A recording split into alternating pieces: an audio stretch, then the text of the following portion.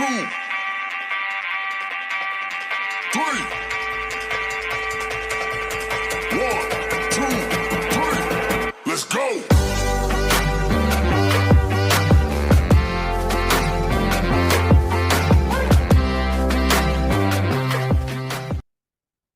Hi there, and welcome back to Culture in Action presented by Whistle. I am Alexa Dobler, your host.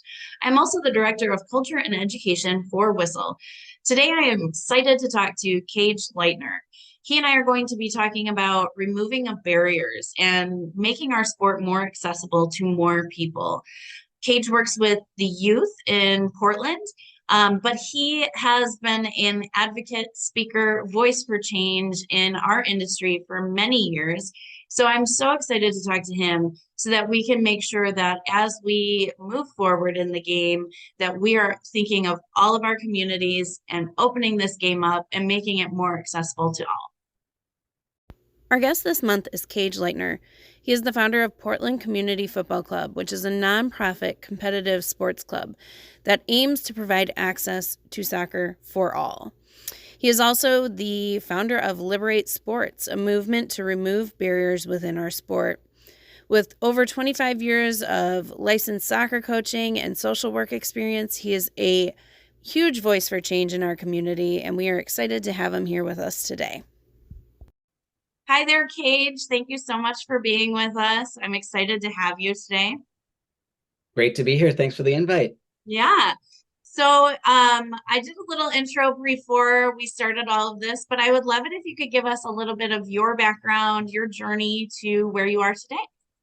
Yeah, absolutely. Well, I've been involved in sports since I was a young kid, and I was a multi-sport athlete. Fell in love first with softball, actually, and then quickly got into soccer and basketball and all of those things. So an athlete is my first and foremost identity. I'm also a trans person. I'm also a queer person. Those identities came later. My first real true identity was an athlete, putting on a uniform, Yeah. all of that, right?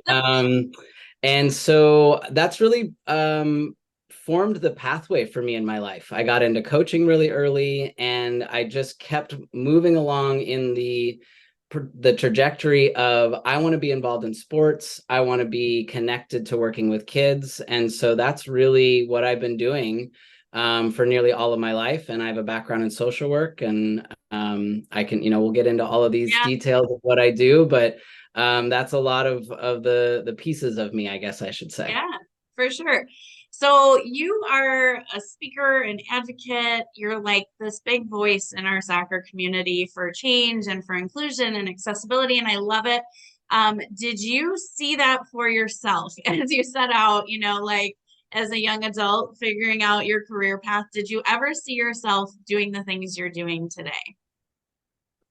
I don't think I saw myself doing precisely these things, but I did figure out pretty early on, I think even as a young coach, when I started coaching at 15, how much I loved feeling connected to people in a large platform. And when I was speaking as a coach in front of kids, I started kind of getting that sense of like, oh, wow, this is a really comfortable space for me. Yeah. Did that turn into, in my mind, large public speaking venues? Not necessarily, but I started to figure out that I was really comfortable in that space. And then as I started in my process of transitioning in my mid-20s, and I started speaking publicly about being a trans person, it all started to kind of crystallize a little bit, but certainly not to this level. I just thought I would continue to be, a here and there kind of voice, but it clearly is bigger than that. Isn't that lovely when it just sort of does it for you, takes off, and you're along for the ride? It's great. I'm truly following what I love to do. I'm just so following the passion that gets me up in the morning. Yeah. So you just spoke about being a coach for many years. And as you mentioned earlier, you also work in the field of social work. And I know that those two things, kind of having those two experiences led you to creating Portland Community Football Club. So if you could talk about like how that came to be and then really what PCFC is all about and the things that you're trying to accomplish there. Yeah. I really started to understand the large field of social work in kind of early 2000s when I started working with kids in after school programs, kids from low income communities, kids from communities that I'm not a part of. And we were doing soccer together. I was a soccer teacher for them at their after school program. And it started blending then. I started realizing, oh, there's these two worlds that I am really interacting with all happening at one time right now, and they're blending together in a beautiful way.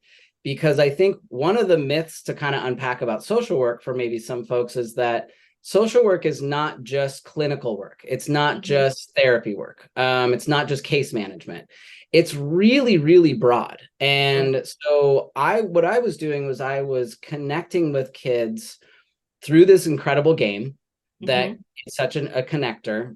And then I was learning about them. I was learning about their lives and the struggles that they and their families were having and how oppression was impacting them, really, right, in their kid lives. And then we go play soccer. Yeah.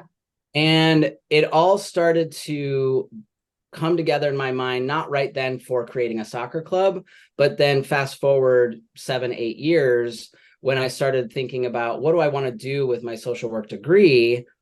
Wait, what about having a soccer club that is affordable, accessible, inclusive in all of the ways that inclusion is important, and that we blend this lovely, amazing power of sport with also supporting people who are being left out of all kinds of systems. And so that's how it all sort of marinated in my mind over many, many years. And really that is how the idea of Portland Community Football Club came to be. Yeah. And so when you talk about those kind of making it accessible, what are some of those categories? And this will then lead into sort of us talking about your new venture right now. But what are some of those things that you're talking about when it comes to accessibility? What are some of those groups that you're talking about who maybe don't always feel the access is available to them? Sure. The largest group is people living in low income communities. The cost that is associated with playing club soccer in this entire country is astronomical. It can be anywhere from $2,000 a year upwards to $5,000 a year, and that's not even including the travel and the equipment and all of the things. So that's the first really large group population in our country that just doesn't have access. But then beyond that, there's more access issues when you're looking at does somebody feel like the color of their skin, their race, their ethnicity is being appreciated or understood? Is their gender identity being appreciated? Are they being understood and seen for the religion that they follow? I mean, it can just start to really expand. And unfortunately, the sport of soccer in our country is mostly accessible to white Americans. It is mostly accessible to people who have money and affluence. And so you get a very sort of monolithic looking and sort of feeling kind of culture within the game, which is not representative of this game in the world. This is a global sport, and everybody knows that, and yet we don't experience that and see that here in this country. And so what I really set out to do was look at all of those kinds of barriers, look at all of those issues where access becomes a challenge, and just do it opposite. Let's make it the lowest cost that we possibly can. Our scale is $0 to $50 per season. 0 to 50. If people can't pay, that's fine. You don't have to prove that you don't have enough money. There's no paperwork to do. There's none of these continual barriers that even come up, and that, you know, for folks who are trying to get a scholarship into a larger club, sure, that scholarship may be available, but you've got to show your tax information. Well, what if you don't have documentation? You know, it just continues, Alexa, right? The barriers just keep evolving. And so what I really set out to do was be revolutionary. Do something really, really different. And quite honestly, in my mind, when I started coming up with this idea, I thought, well, this is simple. Why hasn't anybody else done this? This seems like such a no-brainer to me, right? This sport that doesn't need to be so expensive. And so here we are 10 years later, of me starting this organization, and we're serving over 200 kids this year alone. We've served well over 2,000 in the last decade. Amazing. And we're doing more than soccer. We're giving families food, access to food boxes. We're delivering food boxes. We're connecting them with social services. And what we're really doing is we are the hub. We are the place that families come to because of the game, because they want their kids to play this beautiful, amazing game. And then we connect with them. We learn about them. We build relationships. We do all the wonderful, amazing things that is social work, that you really connect with another human. And then we come in and say, what else can we do? Yeah. What else is going on? How else can we support you? And not, here's a business card, good luck, but let's really walk alongside with you as a family that is experiencing racism and oppression and barriers, and let's be an ambassador with you. Let's be a co-conspirator with you. That's really what our club is doing at the core. And also we're playing some really pretty good football. Yeah, absolutely. And it's funny because you say like it feels like it should just be natural and easy to do. My background's in education, and I've always been a coach while being an educator as well. So Yeah. I think that people who are in that space, who work with youth, who get into whether it's social work or education or coaching, right? We have that part of us that really is there to facilitate that growth. And we are in it for that reason, right? Well, most of us, hopefully. But yeah. When you look at it, it's like you think that that should be really easy. But then we know that there's just a lot of, like you said, you get buried in paperwork if you want to get this stuff. And what if your parents don't speak English? And then, yeah. Like there's a lot of these things that come into play for young kids, for young adults that are trying to get access to this. And I totally agree. It feels like it should be easy. And somehow we find all of the ways to make it hard. And I think what you're doing is beautiful, because it's the same as when I was teaching. I was always thinking, yes, we're talking about books, but we're talking about a lot more, right? Like we're talking about how to think about the world, how to look at the world. And it's the same with soccer, right? It's any kind of, you said you're the hub, right? This sport is facilitating these connections and the human experience. Really, it's about much more than just the game. And I think that's really beautiful. And which kind of leads into that next thing, which is you just officially launched your new venture, which is Liberate Sports. Congratulations. For those who don't know, they just had a huge event, a watch party for the World Cup out in, was it in Portland where you're at? We're right in downtown Portland, Oregon. Oh, that's right, because it was with the sports bra, right? Sports bra. Yeah. Yeah, exactly. Yeah. So huge event. Congratulations on that going so well. But I would love it if you could talk to us, for those who don't know what Liberate Sports is all about, since it's brand new. Give a little lowdown about what it's all about. Yeah, it's a campaign with a pledge attached to it that we as an organization are leading. And it's really meant to elevate the work that we've already been doing, but it's to also start a movement. We're here to start a movement that is really focused on erasing that privileged and play gap, right? So that gap that exists between the people who have all the things to be able to play and those who don't. Right. We want to erase that with this Liberate Sports campaign and movement. And we're looking at it through really 3 specific lenses: gender and race and economics. Those are the 3 big pillars that really cause the most barriers within sports. And this is intended to go beyond just soccer. This is intended to go beyond just Portland. We really want to be the movement leaders to say, we as an organization within the world of soccer have been doing this for 10 years. We've learned a lot of lessons. We've got a lot of things to share. And this can be applied to basketball, volleyball, softball, track, swimming. There's so many barriers that are existing in other sports, some in more than others, but they exist. And it's really, I think it's also aligned with the lack of access that a lot of people are feeling in this country across a lot of systems. So we're talking about sports specifically, but you could overlay a lot of barriers over, like you just said, education, healthcare, access to safe housing. All of those same societal issues are cropping up in sports, and it's been happening more and more over the last decade or two. And so the Liberate Sports movement and campaign is really about getting people behind us, sign the pledge, sign on to it, be a part of the movement, be a part of helping us to spread the word, creating spaces to have more conversations about what are the barriers that exist within your sport? Why do they exist? I know you were curious about the aspect of the campaign that involves education. And what does that really mean when it comes to this movement?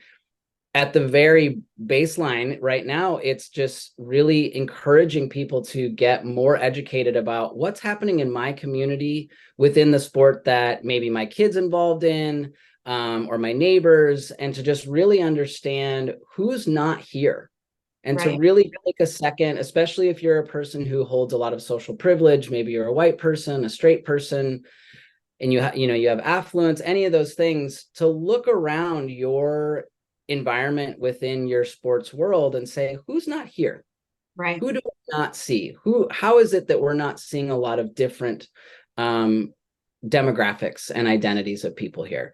And so this movement, this campaign is really intended to bring more people along with us. PCFC is just a small little entity here in Portland in our corner of the world, but we are doing some of the most revolutionary work within sports right now, that we are ready to blow this thing up. We are ready to have people know more about what we're doing, but also to share the lessons and to share the insights into inclusion work and the catchphrase of DEI. It is not a catchphrase. It is not a box to check. And I know that you all are really in this world here with this podcast specifically, and with the WISL. That's really what you're all about, is saying, no, this isn't just a one-off. This isn't just a let's make a good big splash. This is let's create something new and revolutionary and have a new space to play in. And Liberate Sports is about creating new spaces for everybody in their sport. No, and one of the reasons you're such a great speaker, you explain this so well, and it makes so much sense. And, obviously you're coming at it from the perspective of working with youth. And as we are starting our Division II professional league, we are looking at it as, we are smaller communities. These are not like the biggest markets you're going to find, right? Like, we're not D1, we're D2. So a lot of our young women who will be playing in our league, we really want to connect them to their communities. We want to see how can they become leaders in that space. And so when we look at it, a lot of that has to do with what then they're giving back to that community. And I like the idea of the very first step being simply looking around and seeing, who do you not see, and how can you make a change for that. And in your website, you talk a little bit about equitable resources that need to be activated in order for change. So I'd love if you could share about some of those first steps that really have to happen to remove barriers for people to play. Sure. And, of course, my experience is really specific to soccer, which is good that we're not a soccer podcast, but I think these things can apply to other sports too. So when we're looking at these three buckets, so when we look at gender, let's just take gender for the moment, especially applicable to this league. You really want to have as much gender neutral influence within the language that's being used within the space, the club, the league, the organization. Is there access to gender neutral restrooms? Is there access to a space for kids and young athletes to feel like I can be here and be myself and show up? I actually just today got to do the coolest thing. I got to lead a small group of all trans kids in our soccer session. These kids were from the ages of like 8 to 12. And we just had the best time. And what I did 40 minutes into knowing these kids, I didn't use a single pronoun because I didn't know anybody's pronouns yet. So I just used names, got to know everybody's names. And then about 40 minutes in, I said, oh, hey, what's your pronoun? Just curious what you use. And this 8-year-old said to me, I use any of them. It doesn't matter. I love it. And said, I'm a trans girl. And I said, cool, I'm a trans boy. Yeah. That is revolutionary. Yeah, That is something that's not happening in youth athletics. And I got to be there in the midst of young kids being able to just show up, be themselves, have a blast, play this game, and also say out loud, I'm a trans kid, I'm a trans girl, I'm a trans boy. right. I'm bringing that up as a really tangible example of what it can look like within this sport to throw out the rule books, throw out all the binary stuff, and just create brand new spaces where you just don't make any assumptions of anybody. You Yeah, just allow everyone to show up and use the space to get to know everyone and be curious and be compassionate and be empathetic to everyone's lived experiences. So I got a little off topic. Sorry. I no just worries. that That was amazing. example That's is so awesome.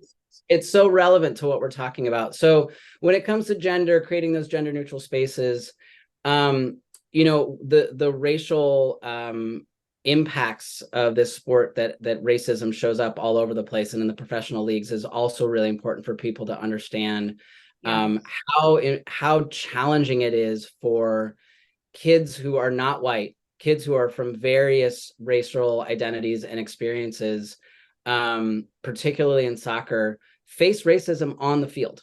yeah, Our kids at PCFC hear terrible, awful racial epithets and slurs thrown at them from other white kids, from other white parents, because we're again breaking into new space. We yeah, are showing up in spaces that people are not used to seeing kids of color play in. And so when it comes to providing the equitable resources through Liberate Sports, again, at the baseline, it's looking around and saying who's not here, and then what does it mean for somebody to show up yeah, who isn't typically here? What are the ripple effects that could happen when those kids show up, and how do we protect for that? right. A lot of this is leaders saying, what don't I know? Mm-hmm. What don't I know about communities that I'm not a part of? Get to know those communities the best that you can. Listen a lot, ask lots of questions, be humble, be understanding that if you do not belong to a community, trust is not given to you immediately. You must gain that trust. These are all the aspects that I've been working on for a decade with this organization, with running PCFC. And now the Liberate Sports campaign is about us being able to take these learning lessons to other groups. And so part of the Liberate Sports larger vision is to have me come in and facilitate conversations, Yeah, for us to provide consulting for groups to really create new and inclusive spaces. So we got a lot of work to do, yeah. clearly.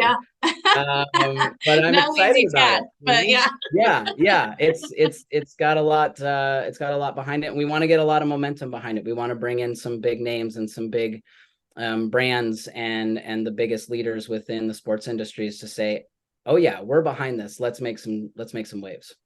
yeah, yeah. And I think it is interesting too, because like you said, it's going to that next step of what are the things that could happen when those people then are given access, right? Like what are some things they may face, and being able to be prepared to be a coach or somebody that they have a safe space for. It's really important because yeah, we pushing that barrier, removing the barriers, or even just pushing back on them, we know that that will, like you said, filter down to those people as opposed to necessarily being thrown your way. It's thrown that way, right? So Right. Right. um, I do think that support and education is huge, right? So educating those who maybe are not exposed to different types of people, as well as then having support for those who are joining in, and what that might look like for them. That's Right. really well thought out. And I know that you have so many resources and like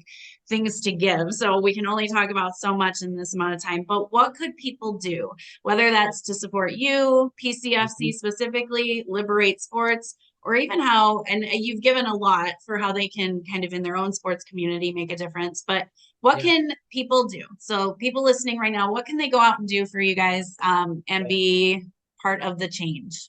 what is the call to action? Yes. So the first call to action is to check out liberatesports.org. Very simple website to check out. You'll learn more about our campaign there. Any donate buttons on that is going to go right back to PCFC. And so this campaign is being led by us. And so the financial support to have us keep the work going is really important right now. And so that's a good place to start. Following us on social media so you can keep up with all of the events that we have, are doing and have done. And then I'd say, in terms of what to do in your own communities, I've said it before, I'll say it again, look around, ask some hard questions, start talking to your friends, your neighbors, the people that you share sports space with, and say, what do you think's missing here? What kind of barriers do you think are probably existing that we haven't thought about, that maybe we should start talking about and thinking about? It's a long journey to create inclusion. It is such a long journey. And I really encourage people to be okay with making mistakes about it and be humble about it, and to know that ultimately the vision of Liberate Sports is that we are no longer in a position where people have to look around and say, who isn't here? We just say, everybody's here. Yeah. Let's go. Right.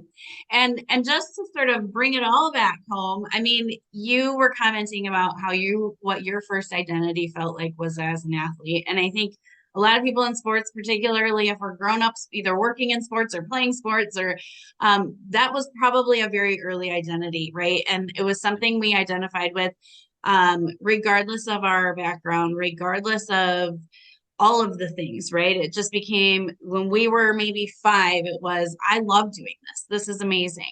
And somewhere along the way, we just gradually start to drop people off of that, right? And suddenly that thing that helped them feel a certain kind of way gets taken away. And there's lots of reasons. I think next month we're going to be talking to the founder of the Sports Bra Project, which is Sarah is going to be talking all about how just, buying a sports bra makes people not play anymore, right? Like, so we don't think of all the things all the time. And I think what you guys are doing is just so revolutionary, because it is looking at those bigger barriers and saying, what can we do to remove them?